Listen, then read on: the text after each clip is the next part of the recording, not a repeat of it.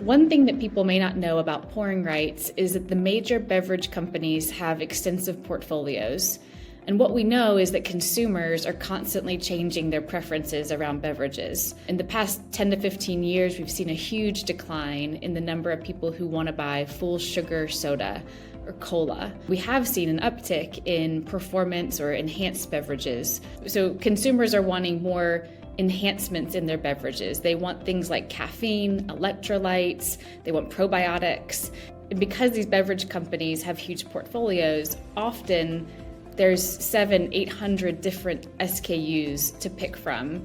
And so a pouring rights agreement does not limit the choice for consumers as their preferences change. The beverage companies grow and change with the consumers. So what we've seen is as premium waters are more exciting to passengers, that's what the beverage companies are going to put front and center for promotions and to make sure that passengers have access to them.